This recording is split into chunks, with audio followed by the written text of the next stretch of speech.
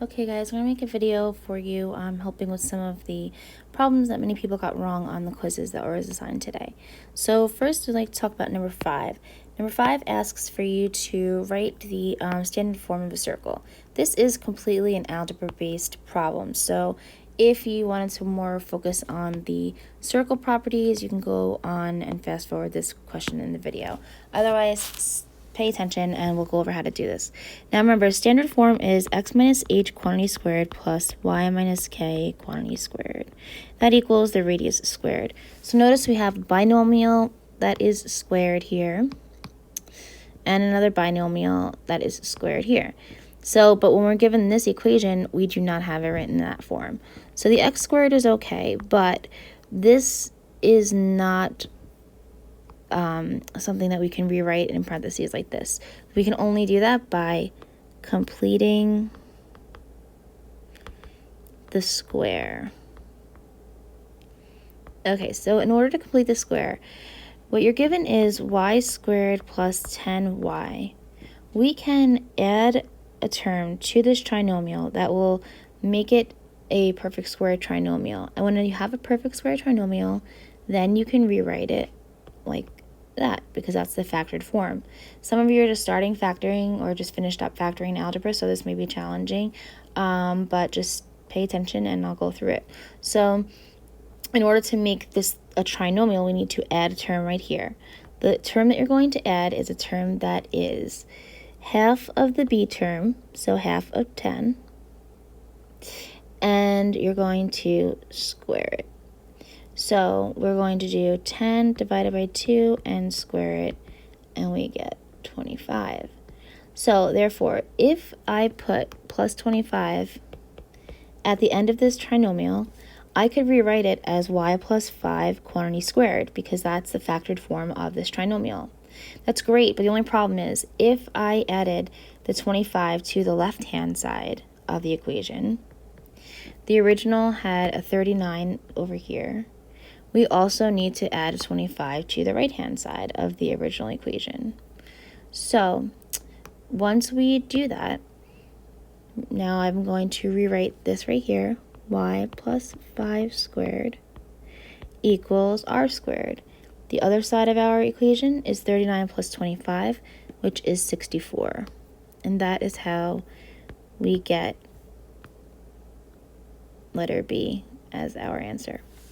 Okay, so you have to complete the square. And the way you complete the square is by taking half of the b and squaring it and adding that term to both sides of the equation. Then rewrite the trinomial as a binomial squared, and then you can rewrite it in standard form.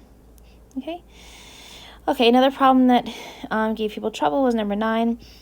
Number 9, we're trying to find the length of this tangent. So if you recall, the property is that the tangent squared equals the external part of the secant times the whole secant. The whole secant in this problem is 20 because it's 5 plus 15. So x squared equals 100, which means x equals plus or minus 10.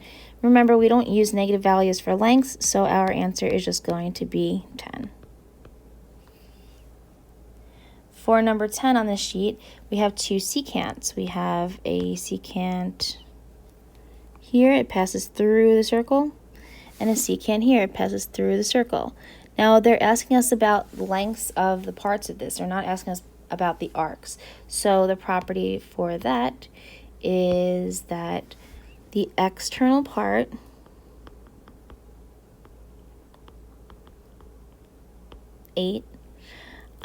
times the entire secant.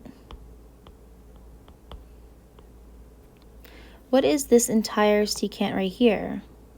There's a variable, so we can't combine those terms, but we can represent it by 8 plus x.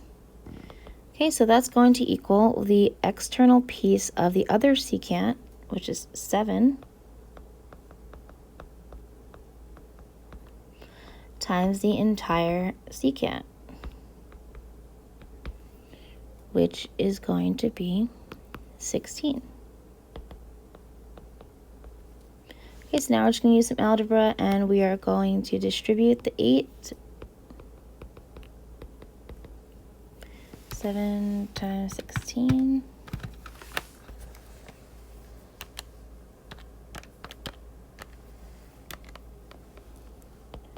$112. We're going to subtract the 64 from both sides. And that's how you get x equals 6, letter A. Okay, this problem gave people a lot of trouble. In some of the lessons we did before we left for this, remote learning, we found the length of the sector. In this problem, they're asking for the area of the sector, but you follow much of the same process. It is that the central angle over 360 is proportional to the area of the sector over the area of the circle. Okay, so what that means is I'm going to rewrite the area of a circle as pi r squared. And our central angle in this problem is 120 degrees. So our radius in this problem is 4. So I'm going to do pi times 4 squared. So in order to solve for the area of the sector, we're going to multiply both sides by 16 pi. So 16 pi times 1/3 is what you get when you reduce that fraction. Equals the area of the sector. And we can rewrite that as 16 pi over 3 feet squared, because that's our unit and we're dealing with area, so you have to have feet squared. Okay, this is a very special problem, and this always, every year, seems to confuse students, so please make sure you pay attention.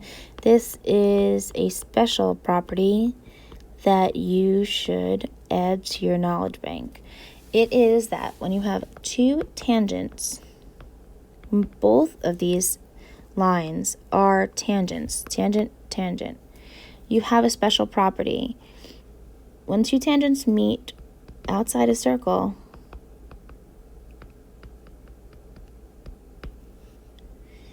the angle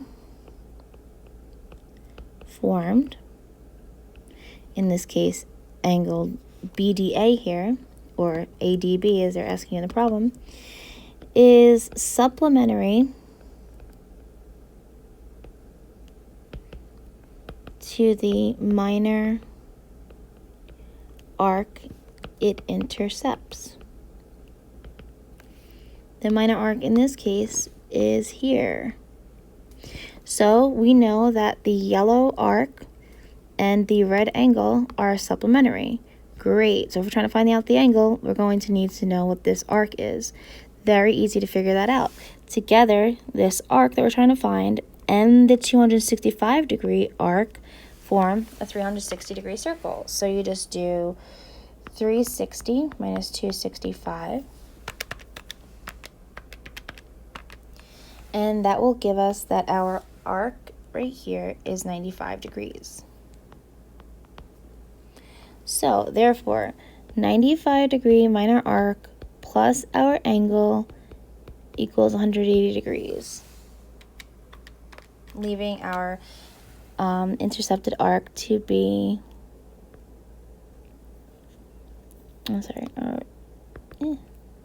our angle ADB is going to be 85 degrees.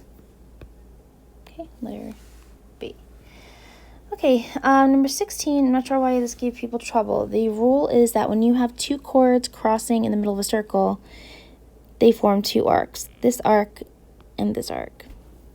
Angle ABD, this angle right here, and this angle are vertical angles, so they're both going to be the same thing. The way that you find out what the value of each of those is by adding 65 plus 37 and dividing it by 2. You'll get 102 divided by 2, and that's how you get that angle ABD is 51 degrees. Letter B. Okay, down here, 21. They are asking us for arc RT. When they're asking you for an arc, we know that all the arcs in the circle add up to 360 degrees. So we are going to have to find the 166 plus this arc and subtract it from 360 to get our remaining piece that we are trying to find. So how do we find out what this arc is? Very simple. The angle that forms it, as long as the vertex is on the circle, which it is, the arc that it intercepts is double.